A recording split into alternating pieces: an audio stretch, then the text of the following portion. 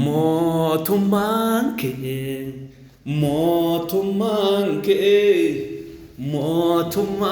kee wangeelli kee ababal'atu maqaan kee Kiristoos iddoo hundarrattu oli'aanee haa mul'atu. mootummaan kee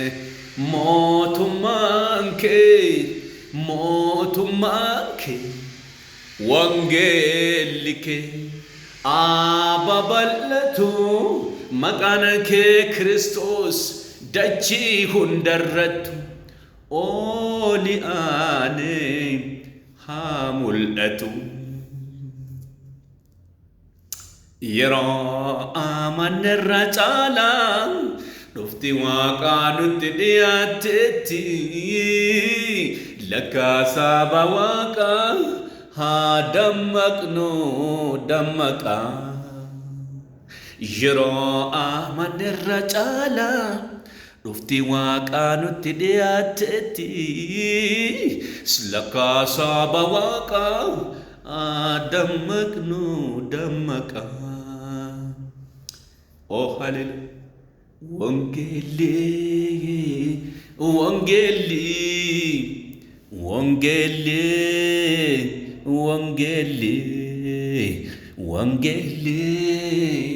Wangeli, hallelujah.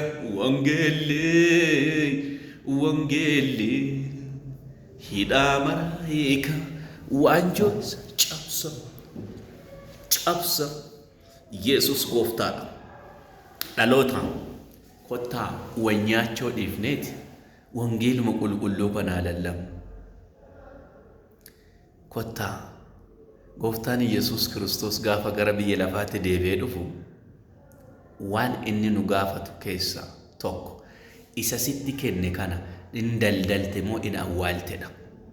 yoo daldalte yoo itti buufatte bu'aa itti buufattee taanaani kottuu ati yaa gaarii nana mana abbaan koo siif qopheessetti galee diddee kana awwaaltee too of mul'isuu beekaa fi jabaa ta'uu kan kee qofa mul'istee Yesuusin awwaalaa jirta yoo ta'e immoo isa gara jabeessa kana fuudhaatii ibidda keessa gashaa achitti ilkaan isaa wal qaraa haa jiraatu jedha.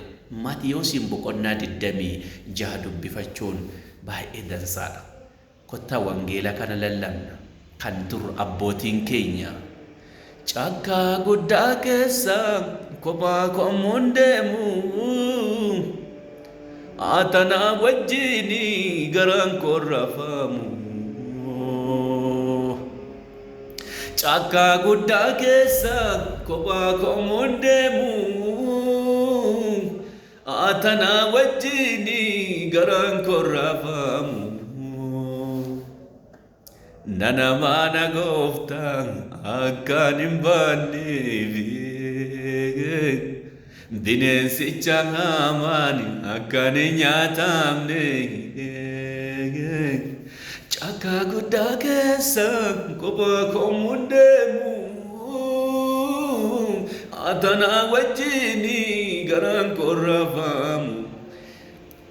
faarfataan faaruu kana faarse dhugaadha. caakkaa keessa lubbuu tokko barbaadee deemaa ture garuu gooftaan akka isa wajjin jiru beeka. wangeela qulqulluu faarfannaa qulqulluu waa takka itti hin makamne faarfannaa waa takka itti hin makamne nu biraan ga'e. kottaa nutis wangeela kana utuu waa takka itti hin makne dhaloota biraan dhaqqabne. ani dhaamsuma kootina waaqayyo nagaarra sinaa oolchu mana kana koppii linkinaa godha. ani hamman danda'e wangeeluma qulqulluu lallabuuf yaaliin godha. naafis kadhadhaa. Shalom.